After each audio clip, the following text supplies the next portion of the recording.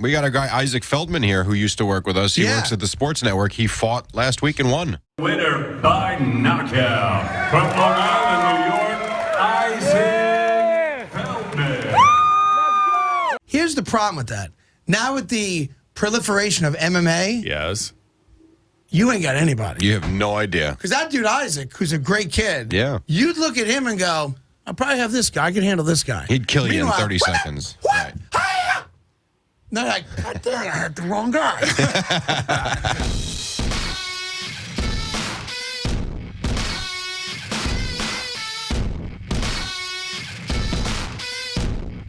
Welcome to the IkeTagon. Hello again. Ike Feldman from the IkeTagon.com, the Mind, Body, Soul podcast. We got a lot going on. Episode number 6. We're moving on. Things are rolling. Interviews are coming, I promise. But thank you for the subscription, the likes, the favorites, the retweets, the comments. Really appreciate it all. Love you guys. Last week was a success. My friend Milton got married. Now he's got a lifetime of debt, sorrow, and sadness to deal with. A lot of liquor.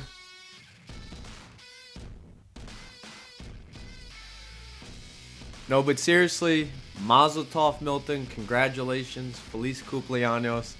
Everything, man. You did it. You took the leap. Very proud of you, brother. And again, as I just said, thank you guys for the follows and the listens and the downloads for the Mind, Body, Soul podcast. It's growing. Now we're on iHeartMedia, Spotify, Google Podcasts, Radio Public, Stitcher, TuneIn, and of course Apple Podcasts. So thank you guys. It's a different take. Again, it's a slower take, a more introverted take. This past week, I reviewed UFC Tampa with Joanna Jędrzejczyk. Great job. She's the MBS Warrior of the Week. She showed amazing heart, mind, body, soul display in the cage. Great job coming back in what's been a little bit of a drought mentally. She got it done against Michelle Waterson. So great job, Joanna. I also dive into Long Island native, Long Island local, Nassau County zone, Freeport zone, Patrick Day, who recently passed away from severe head trauma from his boxing match in Chicago this past weekend. He was rushed to the hospital. He unfortunately remained unconscious and didn't wake up. I give a longer, more sensitive take than what you're going to get here on the Mind, Body, Soul podcast. And God bless him and God bless his team. And we need to be smart with combat sports and contact sports, especially when it comes to head trauma. What I can also tell you is do not listen to me when it comes to fight picks. I was awful last week, the week prior. I know I've been busy with tournaments. I know I've been busy with weddings. I'll blame it on the distractions, but that's no excuse. My picks were 3-8 last weekend. Let's dive into UFC Fight Night 161, UFC Tampa. Great job, as I said before, Joanna Jędrzejczyk beating Michelle Waterson. Fabulous display of striking, heart, non-stop pressure. Michelle Waterson had no chance from the start of the fight. Rounds 1, 2, 3, 4, 5. It was a unanimous decision for the former strawweight champion and Joanna. Great job, Jędrzejczyk. Can't wait to see what's next. She's calling for a title fight against Weili Zhang. If you guys remember, Zhang just beat Jessica Andrade, who Andrade just beat Rose, and Rose just beat Joanna. So it's like a love square, if that makes sense. Joanna is the most prominent, the most famous strawweight, so it's okay if she would slide in there to fight Weili Zhang. Be a fun fight. Both vicious strikers, so sign me up, I'll watch. As for Waterson, she was trying to line herself up for a UFC title. She was trying to be the first UFC champion / mom in UFC history. Didn't work out, but she showed a lot of heart. Can't wait to see what's next. The co-main event, Cub Swanson, Crone, not Cron, Gracie, got it done. Fantastic fight. It was entertaining. I was watching this fight with a couple of the groomsmen, and we were waiting for Crone to take it down, display his worldly jiu-jitsu, and essentially line himself up for one more fight before a title fight, maybe Max Holloway next year. But he did something that wasn't as good as that, but was second best to that. He displayed that he's tough. He's willing to move forward when he's beaten. He could trudge through, I don't even know if trudge is a word. He could fight through adversity. He's ready to box.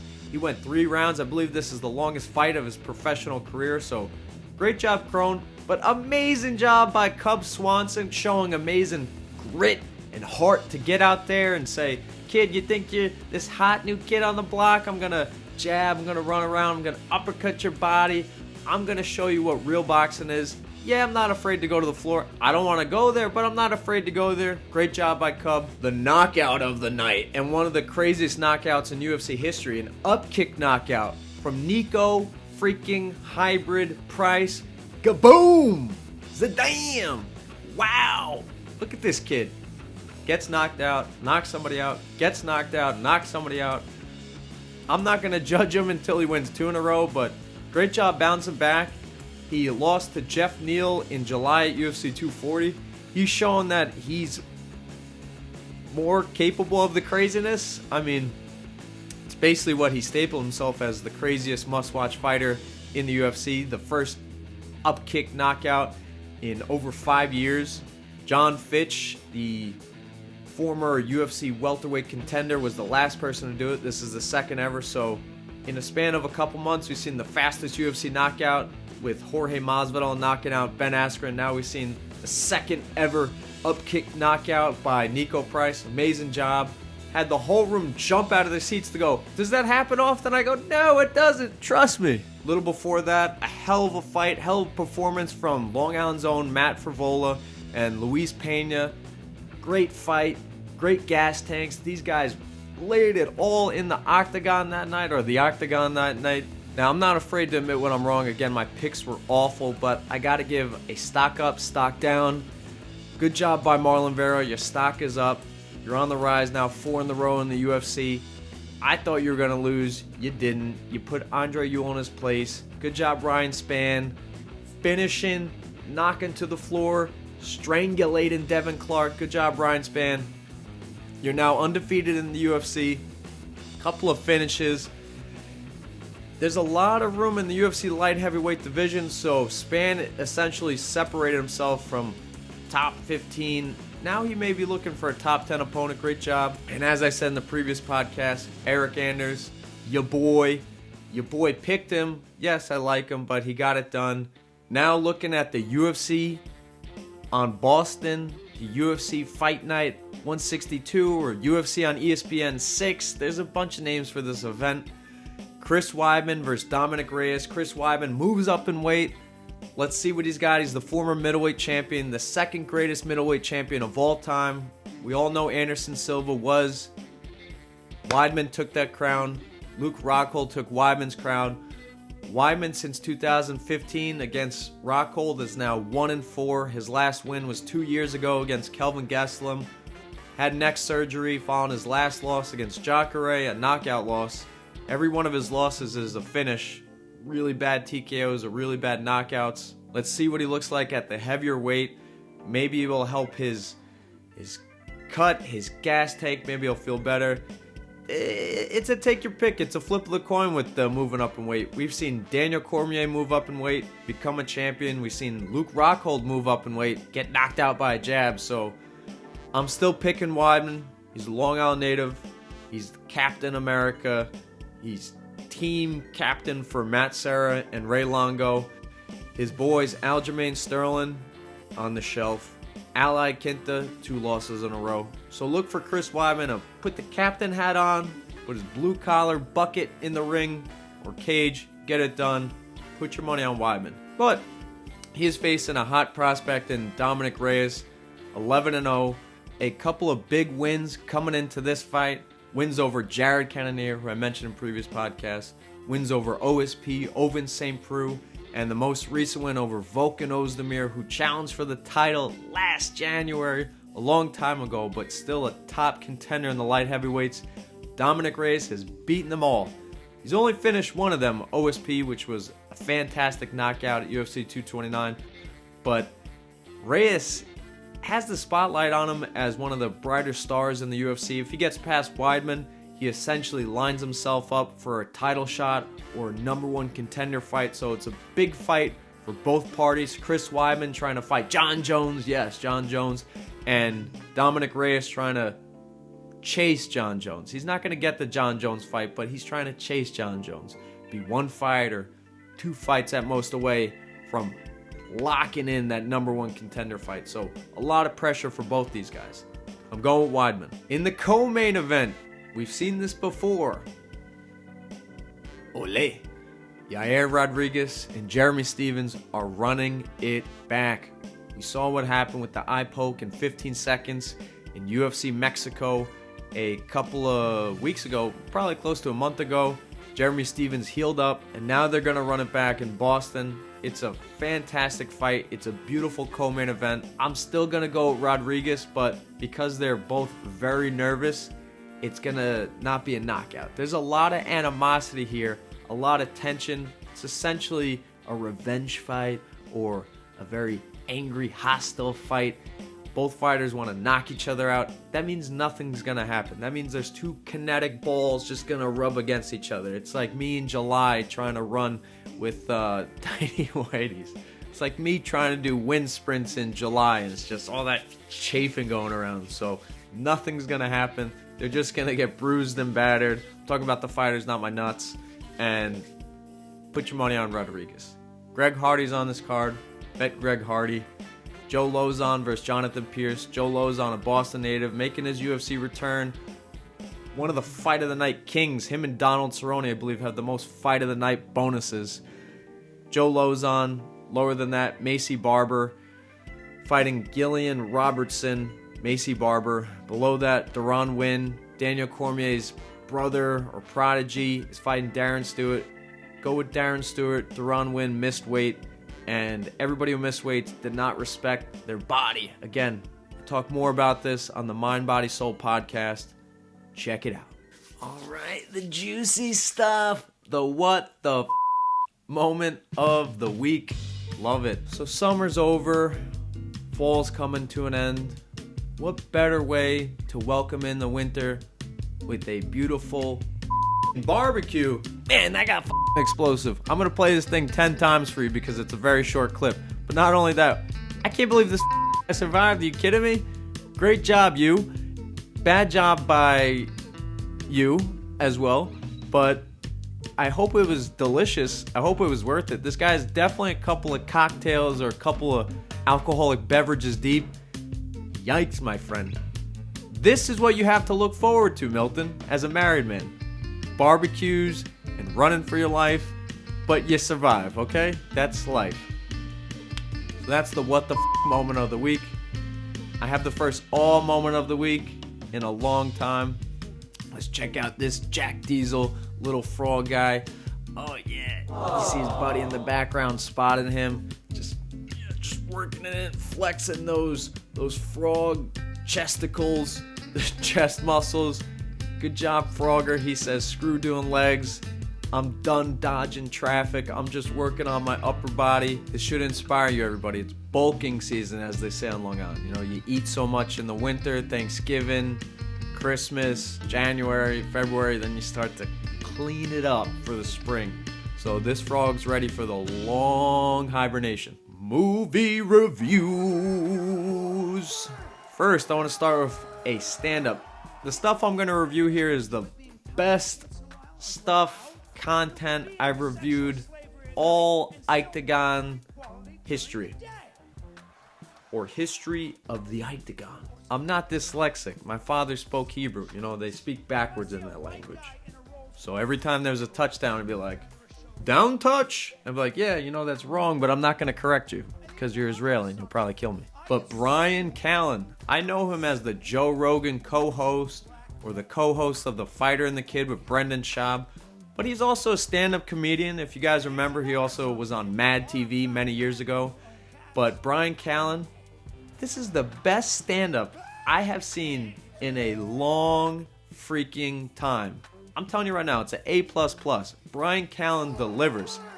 His style is way opposite of the personality that he exudes on those other platforms. He's maybe a little unsure of himself or a laid-back guy on those other platforms, but on the stage, he freaking owns it. Very confident, uses his physical attributes, very funny. The punchlines are very off, not exactly that you think where the joke is going.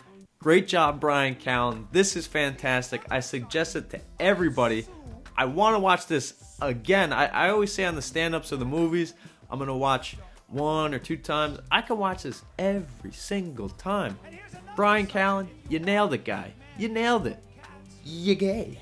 That's a joke from the stand-up, okay? I mean, I'm not calling you gay. You get it. I'm not going to spoil it for you. Last but not least, Joker. It's simple. We kill the Batman.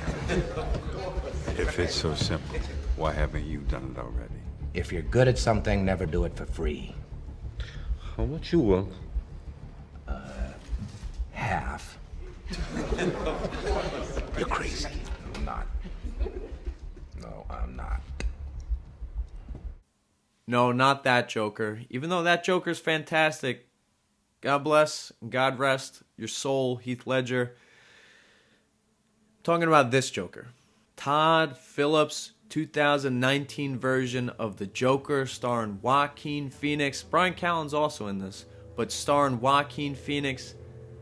I went into this movie, if you guys heard the preview a couple episodes ago, with a lot of pressure, and I was scared to see this. I didn't know how good it would be. I didn't know if this is gonna cause an uproar in society. This was a beautiful piece of art. It deserved the R rating for a reason. It all made sense. This is kind of like an off the beaten path psychological thriller thrown in with some drama, beautiful story writing. You could watch this 3 or 4 times and learn something new. I've rabbit holed into so many Joker videos and reviews and wanted to figure out exactly what the ending is, what's the point of the middle. Did it all make sense? Is this a DC film? Is it a standalone film? Can they do a sequel? What's next for Joaquin Phoenix? It's a great piece of work. Great job, Joaquin Phoenix. Great job, Todd Phillips. We've now seen that comedian directors or comedian actors can direct thrillers or rated R tense movies. Jordan Peele with the movie Us and Get Out. Todd Phillips did the whole Hangover trilogy. Now he does this Joker movie. Yes, comedians can direct or act in different ways. Let's not typecast them. I can't wait to see what's next for Todd Phillips, but focusing specifically on this film, they did a fantastic job at sprinkling in little details and little scenes that made it a comic book film and a DC film and a Joker film. So smart, didn't see where things going, very tense. In 2008, when The Dark Knight came out, I remember just being so tense and not knowing where the film would go. Certain scenes when the Joker was on the screen. This movie is completely that, from start to finish. It's creepy, yes. There's disturbing behavior. It's rated R, so there's a warning there. This whole movie, I didn't know where it was going. Giving it an A++. Joaquin Phoenix should win a ton of awards. Todd Phillips should win a ton of awards. And you guys need to see this. Go in with an open mind. Go in even with clenched teeth and you're worried about being scared or what's going to happen next. That's fine. It's beautiful. It's twisty. It's hard not to give away anything. Maybe I'll do a spoiler review where I break down the film, but I'll warn you guys. But you got to see it. This is the longest review I've given because it deserves it. And most importantly, it does a great job at not playing off of society's mental illness problems in terms of just using it as a stepping stone to make money. The Joker in The Dark Knight was a master of chaos, just screwing up things in his smartly insane genius way. And I understand why somebody in Aurora, Colorado took it in his own hands, taking that Joker on screen and trying to live into his own life. there was chaos in that film.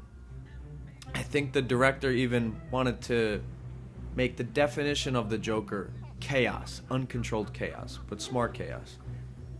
This Joker movie, the 2019 version, is an origin story. At the end, when he's completely 100% the Joker we know from the comics, yeah, there's chaos at the end. But at the very end, this is a slow build to that character.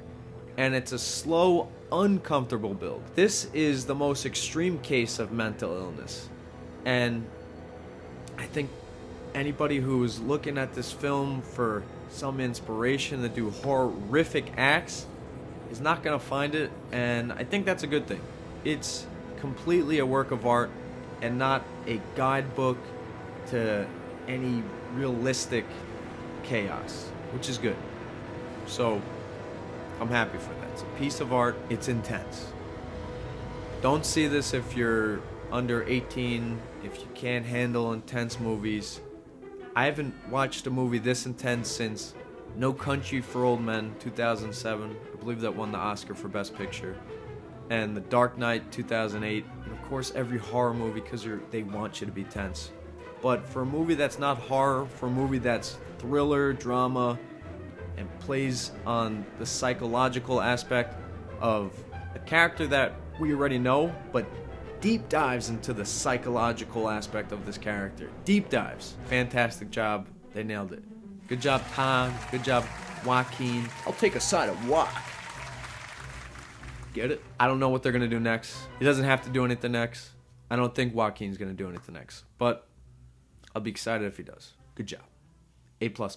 Finally, the weekly positive message. I just want to reiterate what I said earlier about head trauma in sports. Again, for my full take on head trauma, just type in anywhere you get podcasts, IkeTagon, IkeTagon. I did my senior project in college on head trauma. I went around to local gyms. I asked local athletes, boxers, wrestlers about their sports, their contact sports, how much they have addressed their head trauma or concussions over the years.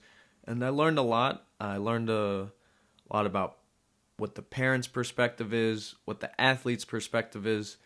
I saw that the NFL was becoming cognizant and aware of this situation. And this got blown up a few years ago when a scientist in Pittsburgh released a lot of data stating that these NFL players have the most severe form of CTE or head trauma. And as you guys remember, Will Smith released the movie Concussion. And according to reports and headlines, Roger Goodell and the NFL pushed back on Sony Pictures to cut out some scenes in this movie. I haven't seen this movie. I have to. It's real, and you can't run from the fact of concussions and what they do to your mind and how they can cause aggression and depression. But since this movie was made, and thank you to the Pittsburgh scientist, the NFL has changed its rules. It's the heads-up rules. Now, in little leagues, football leagues, high schools, NFL, up and down the levels of the football leagues, you can't tackle with the crown of your helmet, the top. It's a spear. It's a battering ram. You have to tackle heads up. Your face mask, your eyes have to face your opponent.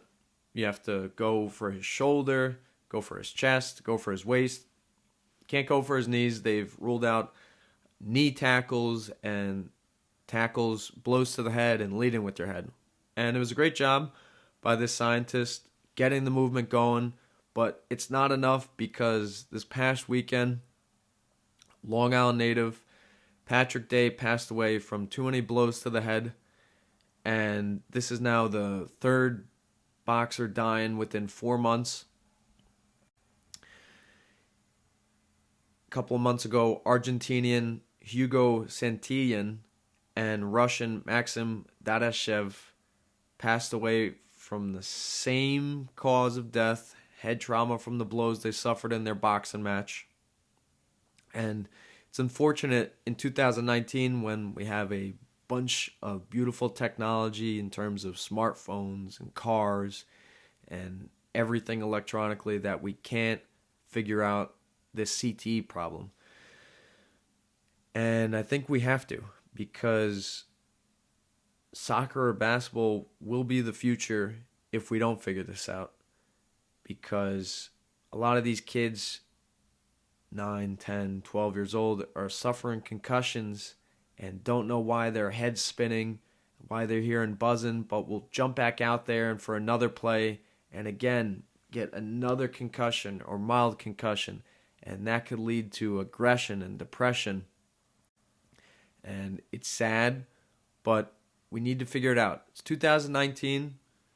We don't need an NFL player taking his own life and writing a note that, please use my brain for medical research. And this is Junior Seau. You can look up the story. He's a NFL Hall of Famer. He's a former Pro Bowler for the San Diego Chargers. Shot himself in the chest because he wanted to preserve his brain. So we need to get smarter. We need to learn more. Listen to the Mind, Body, Soul. I elaborate a lot more on this. It's an audio-based podcast, so a really deep dive on my feelings and thoughts about this. And again, I did this project in college. I'm talking about it now. I think if I ever open up a gym or if I can speak to a large crowd, I definitely want to be part of the solution with this head trauma and CTE problems that we're seeing lately in boxing. And I'm sure MMA athletes suffer from the same thing. So thank you guys for listening. That's all for episode 6. I forgot to bring up why I'm wearing a Canadian tuxedo. It was Canada's Thanksgiving this past week, so appropriately so, I look like Rick Roll. Never gonna give you up, never gonna be down. I need to learn those lyrics. I swear that's like a top 10 karaoke song of all time, but oh Canada, thank you for your stylish outfits. Drake's definitely helped you guys with the appeal. But that's it. Those are my picks, my review, preview, some what the F, WTF, and all moments, movie and stand-up reviews. I think I'll release a Joker spoiler review where I give you my prediction of what happened, about the ending, about what's next. But that's it. Fights tonight, UFC on ESPN. Tune in, Chris Wyman, Long Island native. We'll see what happens. Download the Mind, Body, Soul podcast. Keep clicking. And oh yeah, the clickbait. We got that too. Till next time, see ya.